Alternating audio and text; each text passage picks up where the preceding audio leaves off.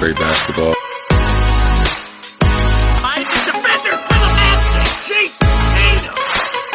Covering pre and post game back on this channel.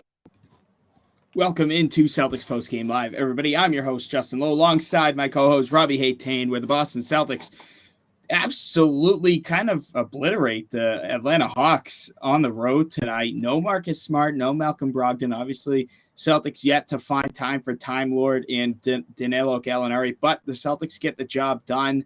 And a huge blowout. When a night where Tatum and Brown weren't the stars of the game, out came the bench, outscored the Hawks bench by about 1 million, and the Celtics were able to pick up their 8th straight victory of the regular season. I'm Justin Lowe. That's Rob Haytayan. Rob, give us your thoughts on this game before we kind of deep dive into tonight's game. I want to say it was our most impressive win of the year, but I feel like I'm saying that every game at this point. Right. I mean, the Celtics were great in a game where we were shorthanded. The bench really stole the show. They were the stars tonight. Hauser had 15 off the bench. Cornette gave us 15 off the bench. Pritchard had 14. So, I mean, that makes life easy for Tatum and Brown, and those two can go for 22 and 19 respectfully. And the C's can get out to a 25-point win. Also, something we talked about last post-game show, Ian and I, Brown only 23 minutes tonight, Tatum only 32. So, you know, a great win on the road and what could have been a tough one. This team made it easy for us. This could have been disastrous. Like, as I have trouble with my head saying it, this could have been disastrous. You and I talked about this in the pregame. It's not so much that we were doubting the Celtics necessarily, but at the same time, like, you know, no Marcus, no Malcolm. We've had trouble against the Hawks, specifically in Atlanta before. You know, all signs were pointing towards, you know, potentially the Celtics win streak getting snapped tonight. But, you know, we just thinking right, I guess. We saw this similar against the Detroit Pistons, and then we said, well, the Pistons are a good young team, but at the same time, it's the Detroit Pistons. No, these guys know their role. These guys are ready for the opportunity. A guy tonight that we saw 10 minutes of was Justin Jackson. Came in and got a block. He only took one shot, but we know he's a good 3-point shooter when he gets it going. Just guys that don't get a lot of minutes, and you know, we saw them step up big tonight. Obviously, Peyton Pritchard, 15 points. Luke Cornette, also 15 points, or 14 points for Pritchard, and then 15 for Luke Cornette. Sam Hauser just continues to stroke the ball, 5 of 6 from the floor. He started out 4 of 4 and 15 points, and he played 27 minutes tonight off the bench. So obviously, that's just big time for him to have guys like those guys to be able to step up. Yeah, absolutely. I mean, last year, I think the thing that really separates this year's team from last year's team is that we got shot makers coming off the bench. We didn't have that last year, and it really showed in the playoffs. If you were to tell me Jason Tatum shooting 3 of 10 from 3, Jaylen Brown shooting of 1 of 6, I would think the Celtics got handled throughout the course of the game, but that was just not the case, and it really hasn't been the case anymore with this team this year. Grant, 4 of 7 from beyond the arc. White shot the ball 2 of 4, 5 of 6 from Hauser, 4 of 6 from Pritchard. I mean, I could go on. I mean, even Cornette knocked one down in garbage time, but I mean, this team is playing with confidence. They're playing with pace. They're shooting the ball extremely well. And this team it's going to get dangerous if they can continue to do this. And if they can figure out this defensive thing. Only allowing 101 points against a pretty solid Hawks team is pretty impressive without your 2 anchors in Smart and Rob Will.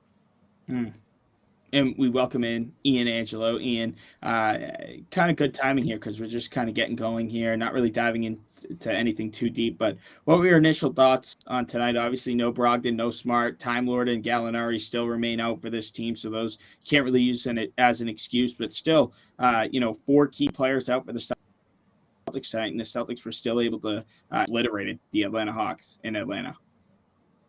Oh, yeah. I mean, this was huge. The bench came up absolutely clutch tonight. I mean, you saw it the first half. They were 9 of 10 shooting at the half. I mean, Sam Hauser was just hitting everything. Peyton Pritchard looks like he has his confidence back. He's hitting everything. I mean, Luke Cornette has basically become like the greatest big man of all time. If you think about it. I mean, what other big man is I mean, we haven't seen a big man reverse dunk it since like DeAndre Jordan back in his prime. So honestly, I think Luke Cornett is better than prime DeAndre Jordan, but that's besides the point. But yeah, the bench came up huge tonight, and Tatum and Brown, they didn't really have it going early. So it was super important that the bench came up clutch because they were the ones that kept us in this game the entire time. Yeah, absolutely. That's a great point. And something I do want to touch on here is, as great as the bench was, just because Tatum and Brown's shots weren't falling, I feel like normally, they're not on shooting the ball, so they kind of check out. We've seen that in years past, but this year Tatum only had 19 points, which is the season low, 8 assists, 7 rebounds, so plus 28 plus minus. So overall, Tatum had a very solid game. If you figure he knocks down 3 more of those threes, gets to the line a little bit more, he's finished with right around 27 points, nearing a triple-double. So, outside of scoring the ball, Tatum played well. I thought Brown, same thing, 22. He did a great job of getting to the rack. 3-point shot wasn't falling. Justin, you look at Tatum and what we saw tonight. Are you a little bit upset with how much he's been settling over these past 2 games? Because I will say, as great as this win has been, and as great as we are winning, you want to see Tatum succeed, and he's been playing at a high level. But 1 of 9 from 3 last night, and now 3 of 10 from 3. Would you like to see Tatum get to the basket a little bit more? I love to see Tatum get to the basket a lot more. Now I'm a broken record at this point, and Rob, I say this to you almost every day how elite this Celtics team is, and how elite Jason Tatum is when he's driving to the basket. It's the contact and gets the foul, or whether it's a driving kick because one defender has to slide in. I'd love to see Tatum get more aggressive. He's at his best, and again, the Celtics are at their best when he's aggressive. But at the same time, if Jason Tatum is having a rough shooting night and he could rebound the ball 8 times, assist on a regular basis 6, 7, 8 times, get a steal, get a block, and he's making the right plays, right? And the effort is there with Jason Tatum, and I think that's where we talked about on this week's podcast episode that went up earlier this afternoon is Jason Tatum is playing at an MVP level. Now, did Jason Tatum have a good shooting night tonight? Absolutely not, but he still played at an elite MVP level. He was doing other things on the court that impacted the Celtics winning this game, whether that was getting a rebound, whether that was setting a screen, assisting. The Celtics were on fire tonight. Huge credit to the bench. Now and then Jaylen Brown tonight, 22 points, got going late, had an early start, then kind of mid-game, ran into foul trouble. That's why his minutes were so low. And then started getting going. He had 5 rebounds. I think he had a steal and a block, or he had something going on the defensive end. So these guys, Tatum and Brown, more specifically Tatum, playing like high caliber players, but even though they're not shooting the ball great as of the last 2 games, it's just really good to see that there's more than just shooting. There's more than just scoring with these guys. For sure. I think that's been the difference this year. Ian, we talked about it a little bit on the postgame show last night, but I want to touch about it again. We talked about the big man. We talked about, obviously you're not going to get 15 points from Luke Cornett every night. I give him credit. He had a great game, 15 points, 8 rebounds, 4 blocks against a team that has a really good big man depth with Collins, Capella, Onyeka Okongwu. So, he was going up against some pretty good big men. Do you think it's obviously we saw the report today? Celtics could be shopping around for Jakob Poeltl. Do you think that DC should just kind of roll with what they have for the time being until Rob gets back, or do you think even with Rob back, this team could use a little bit of big man depth? I mean, you can never have too much depth at the big man position, and the Celtics have seemingly been lacking it over the last few years. I mean, again, as great as Luke Cornett is, off the bench, I still. Like in a playoff series, I really don't think you want to get, how many minutes did he play tonight? He played 25 minutes tonight. If we're having 25 minutes of Luke Cornett in the playoffs, I don't know if that's going to be 100% in our favor, just depending on who we play, obviously. But at the same time, I mean, if you can bring him Jakob Poeltl and you don't have to give up a whole lot, then I say pull the trigger 100%. Right.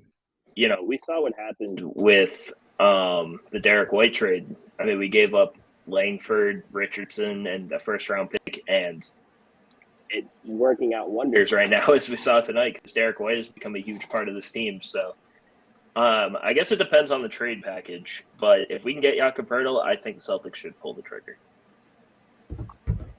Yeah, I mean, we'll see. Like I said, I mean, at this point, it's funny because you do these post-game shows, and especially last year, obviously we got into a groove of it towards the end of the year. You have so much good to talk about, but when we're playing at this level, you almost sound like a broken record. It's kind of like our offense is historic right now. We have the highest offensive rating of any team in NBA history. If we can sustain that, will be the question.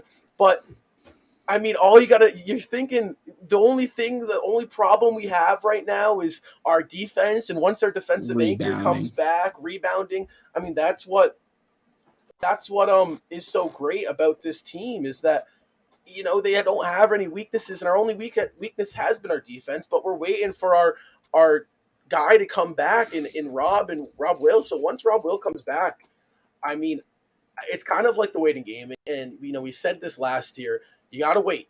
Pump the brakes because there's a long season. We made our final assessment 25 games in last year before we kind of officially put a stamp on what we thought was going to happen, and we were wrong, obviously, right, with our streak kind of hitting in February and towards the end of the year. So there's a lot of work to get done, Justin, but definitely things to be happy about, right? Oh, 110%. I mean, look, you're finding ways to win, and I think that is like the most crucial part about this is the defense is playing elite, a high offense, but at the same time there's still stuff to clean up on, but you're also finding ways to win. Jaylen Brown and Jason Tatum had a rough last two games, most notably Jason Tatum, but the Boston Celtics found ways to win. In that fourth quarter against Oklahoma City Thunder, the Celtics were down 15 in that second half. They could have very much easily hung their heads, put in the bench unit in sayonara. The Celtics win streak ends there. Instead, guys like Peyton Pritchard, Marcus Smart, Derek White came in and really brought the Celtics back into this game. And that's, the crucial thing is you get these guys coming off the bench, giving you sparks. Luke Cornett, Sam Hauser tonight, unbelievable. He started the game off 4-4 shooting from the floor, finished 15 points, and I think 5 or 6 rebounds as well. That's huge for this team. That's huge for guys like Jason Tatum, Jaylen Brown, Marcus Smart when they're struggling from the floor. And, I am concerned with the rebounding, but at the same time, I understand, in a few weeks we get Rob back, but at the same time, I'd love to, again, sound like a broken record, I'd love to figure this out before Robert Williams gets back. Yeah. But at the same time, you work with what you have.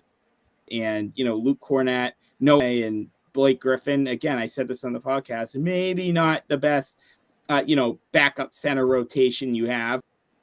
But at the same time, they're getting things ball games, so I can't complain about that too much. Absolutely. A name you did mention we haven't talked about yet, brings us into the player spotlight. As you can see the totals of the seasons in front of your screen right now. Today's player spotlight goes to Derek White. No Malcolm Brogdon, no Marcus Smart, no problem. Derek White, 16 points, 10 assists, 5 rebounds, 2 of 4 from beyond the arc, 6 of 11 from the floor. Finish it off with a plus 17 plus minus. That is Derek White's second player spotlight of the season. Guys, I think that is, there's so much to talk about here with Derek White. Last season comes in, couldn't really find a role in this offense, wasn't really a great shooter, goes into the offseason, works on a shot, really has been shooting the ball really well, playing great defense. Ian, how has Derek White changed his game over the offseason to make a real impact to start this year? I mean, when it came to Derek White last season, I don't think he ever got a chance to settle in with this team. I mean, he came over here at the trade deadline, immediately thrust into a team that was already in a winning mentality, that was going on a crazy run.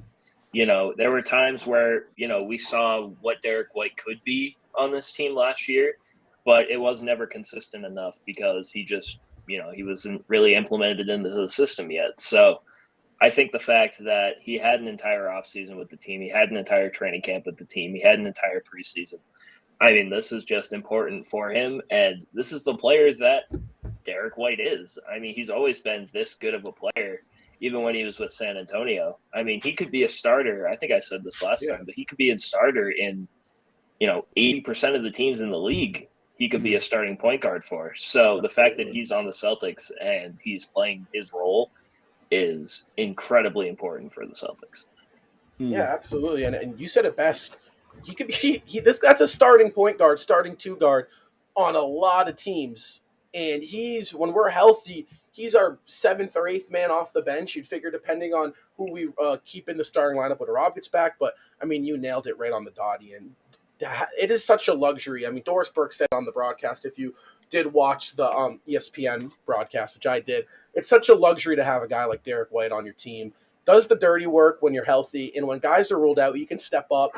Played a huge role. Really did a phenomenal job at running the point. 10 assists, like I said, only 2 turnovers, which is, you're always looking for those turnovers numbers to be low from your point guard. It just feels like this offense is really, really flowing at a phenomenal rate. And I do think something that is to do with that is the off-ball movement. Justin, I texted you during the game. It feels like there's very rare you're seeing this team go stagnant on offense. And right. I don't know, it's a credit to that. You give the credit to Missoula there or credit the players, but I mean, how has this off-ball movement elevated the Celtics play this year? Because it's been phenomenal. This off-ball movement has elevated the Celtics to 12 wins in their first 15 games. They function really, really well, and they're feeding good off each other. And you know who's really, really good at moving off-ball? It's the guy who had 15 points off the bench tonight, your guy, Sam Hauser. He's good at creating his own space, catch and shoot.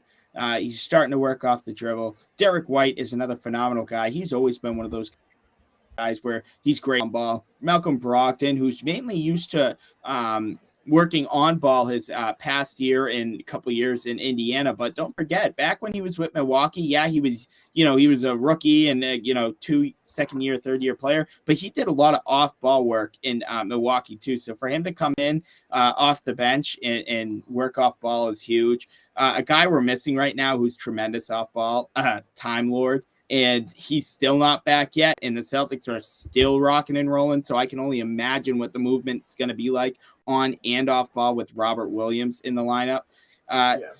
Look, that's high-level offense. You're not going to get anything. Something that, when we looked at Philly the first, 6-7 games, the reason why Philly struggled so early up a little bit is because it was all iso ball. Guys were standing around. My turn, your turn. Celtics faced this similar last year and the year before where it was Jaylen Brown's turn. Then it was Tatum's turn. Oh, wait, Smart standing in the corner. Smart literally complained. There's only so much you could do when you're standing in the corner waiting for the ball to be passed you.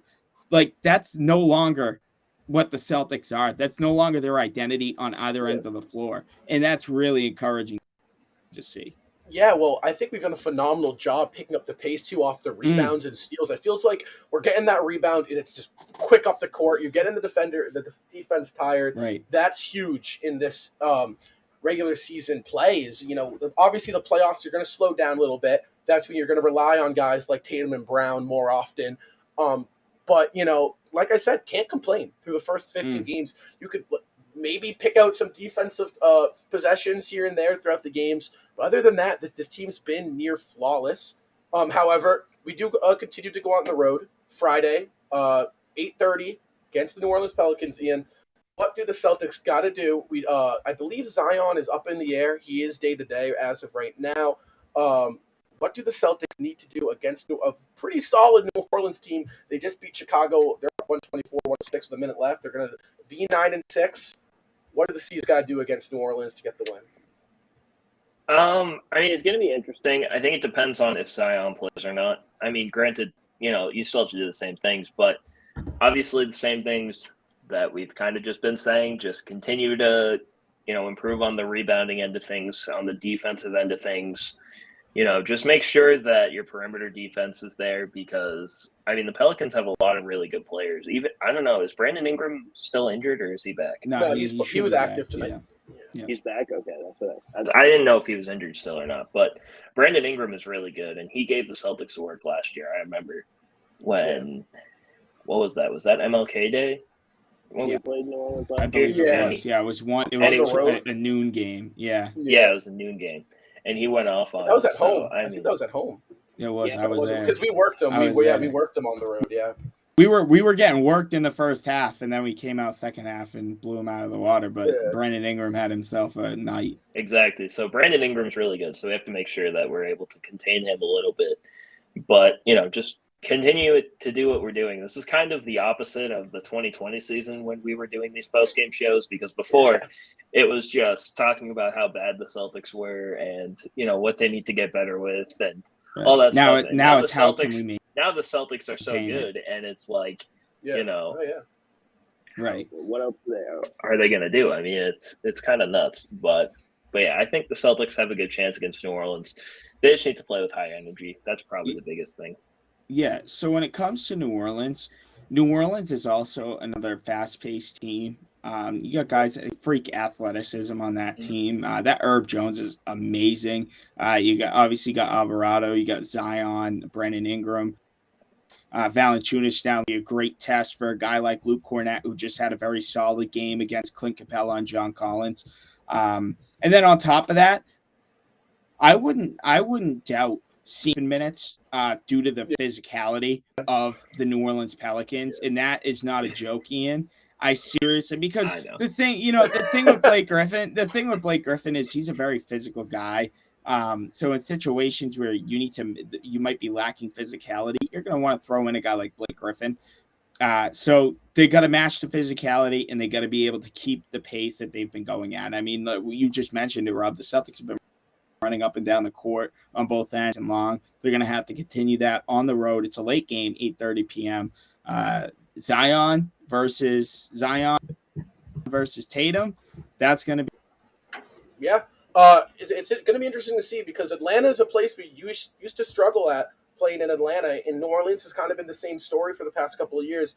Every time we've gone in there, they've given us a good game. So it's going to be interesting to see how we play them. But, I mean, you guys make both great points against New Orleans. They're a big, physical, fast-paced team. They got a couple guys that can score the ball really well off the bench as well. Alvarado is going to give you problems. Devontae Graham is another one of those guys that can just go in there and just give you 20 points if you're falling asleep on them. So you got to go in there, handle business and take care of it. Because right now, Celtics are rolling. They're 8 games. And, Justin, I said this on the podcast with you. Teams are going to want to end this streak, right? Like the Celtics are the hottest team in basketball. When you see the Celtics, you're circling them right now because, we're approaching double digits in a row, double-digit wins. So New Orleans is going to want to be the team to knock off the C's. Celtics are 9-1 in the last 10, 8 straight. They're the defending Eastern Conference champions. They got the front runner for MVP. You got every reason in the world to want to. They're playing with house money, every team against us, right? No one expects them to beat us. So that's how I think New Orleans is going to play. They're well coached, solid defense, got a bunch of scorers. So that should be a good game. Marcus Smart is expected to play. He missed tonight's game, second straight game. He played against Oklahoma. Sorry, missed tonight's game with a bone bruise. It's the same bone bruise, same injury from Game 3 last year against the Heat in that Eastern Conference Finals series. It said it was a little bit puffy, so they're going to give him a rest. He should be good to go. Brogdon's still up in the air with that hamstring, I believe.